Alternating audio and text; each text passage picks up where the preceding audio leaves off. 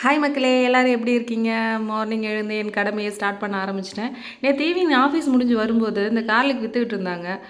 1 kilo ரூ. 150 வித்தாங்க. விலையும் கம்மியாக தெரிஞ்சிச்சேன்னு வாங்கலான்னு போனேன்.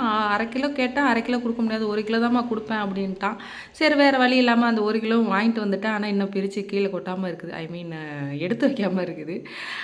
மத்தியானத்துக்கு வந்துட்டு குழம்பு ரெடி பண்ணிகிட்ருக்கேன். சேனக்கிழங்கு வச்சு தான் ஒரு புளிக்குழம்பு ரெடி பண்ணிகிட்ருக்கேன். சேனக்கிழங்கு குழம்பு எனக்கு ரொம்ப பிடிக்கும், சூப்பராகவும் இருக்கும். தொட்டுக்க என்னன்னு பார்த்தீங்கன்னா முட்டையை தான் அவிச்சு எடுத்துகிட்டு போகிறேன்.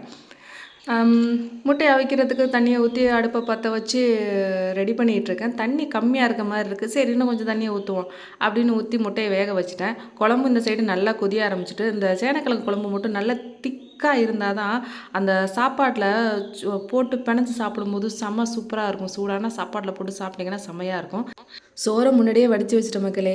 ஒரு வழியாக லஞ்சு ரெடி ஆகிடுச்சு. மார்னிங் என்ன எப்போதும் போல் எங்கள் வீட்டில் தோசை தான். அந்த தோசையும் ஊற்றி சாப்பிட்டுட்டு ஆஃபீஸுக்கு கிளம்ப வேண்டியதான். சாப்பாடு எடுத்து பாக்ஸில் வச்சுட்டு அந்த கெட்டியான குழம்பு தனி பாக்ஸில் வச்சு அவிச்ச முட்டையை வச்சுட்டு எல்லாத்தையும் லஞ்சை பேக் பண்ணிவிட்டு ஆஃபீஸுக்கு போயிட்டு வர மக்களே.